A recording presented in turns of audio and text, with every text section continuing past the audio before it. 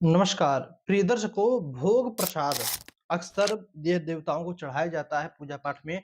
और इसमें काफी लोग सोचते हैं कि हम किसको क्या चढ़ाएं। भाई, जैसे सभी को पता है कि हनुमान जी को लड्डू प्रिय है, भगवान कृष्ण को जो है माखन मिश्री प्रिय है, दुर्गा जी को हलवा पूड़ी प्रिय है।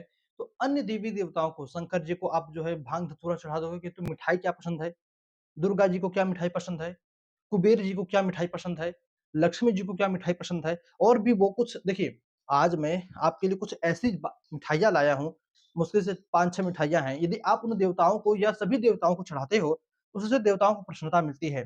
कुछ लोग सोचेंगे, भाई फल तो फल, मिठाई तो मिठाई, किसी को कुछ भी चढ़ा दो। नहीं, जैसे हर इंसान की पसंद नापसंद अलग अलग होती है। भाई, किसी को हो सकता है कि खीर बहुत पसंद हो, तो आपको खीर नहीं पसंद होगी। किसी को कोल्ड ड्रिंक्स इत्यादि बहुत पसंद होगी, तो किसी को बिल्कुल पसंद नहीं होगी, देखना भी नहीं चाहता होगा। किसी को आप राजभोग बहुत पसंद होगा, किसी को मीठा छूना ही मना है।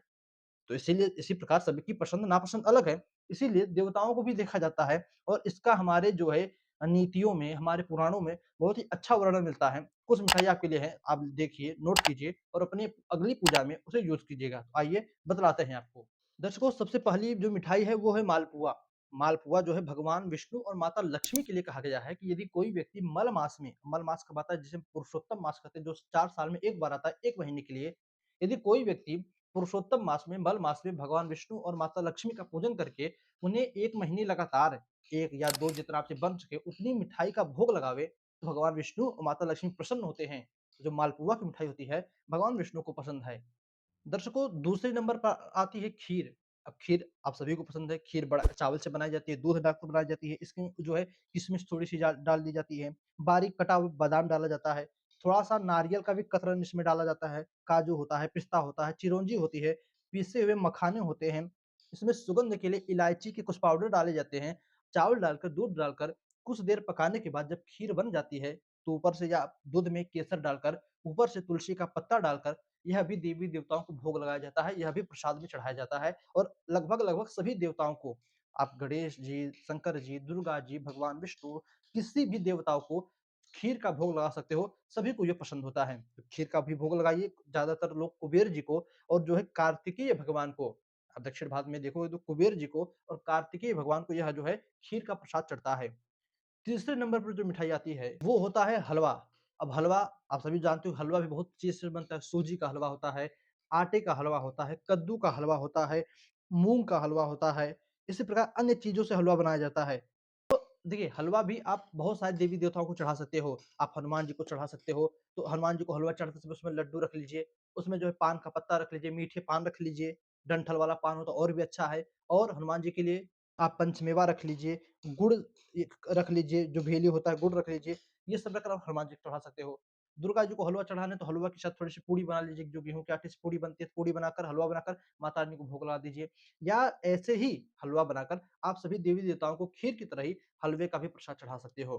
दर्शकों, इसी के साथ हम बात करें लड्डू की, तो लड्डू भी कई प्रकार के होते हैं। बूंदी वाला लड्डू होता है, बेसन का लड्डू होता है, सोंठ का लड्डू होता है, बहुत सारी चीज़ों के लड्डू होते हैं। तो मुख्य रूप से 2 लड्डू जो है अत्यधिक लोगों को पता है। पहला लड्डू होता है बेसन का, जो कि हनुमान जी को चढ़ता है, और दूसरा लड्डू होता है बूंदी वाला, जो कि अक्सर देखा गया है कि लोग गाँवों में तो देखा जाता है कि जो ब्रह्म बाबा का स्थान होता है, जो ब्रह्म स्थान होता है, ऐसी जगहों पर यह जो है बूंदी वाला लड्डू चढ़ाया जाता है।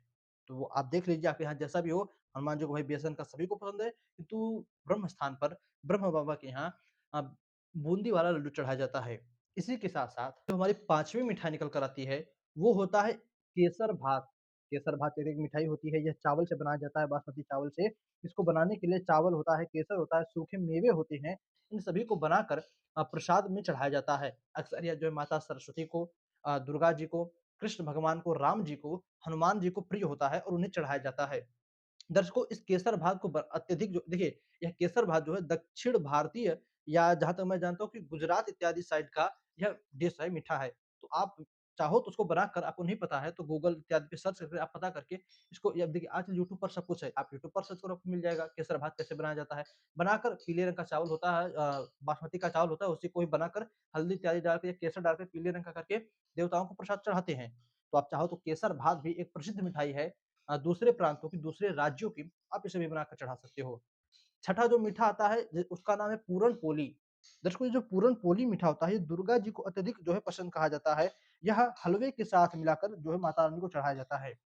पूरन पोली जहाँ तक मैं जानता हूँ पराठे जैसा बनता है। इसमें ज़्यादातर दाल और चीनी, दाल चीनी नहीं, दाल और चीनी, शक्कर, इन दोनों चीज़ों को मिलाकर यह डिश बनाई जाती है। और जहाँ तक यह मराठी मराठी मीठा है, मराठी डिश है, तो इसको अत्यधिक मराठी लोग बनाकर अपने देवताओं को, भगवान को प्रिय नैवेद्य कहकर उसका प्रसाद चढ़ाते हैं। ये आपको आवे तो आप इसको बनाकर भी भगवान को प्रसाद लगा सकते हो।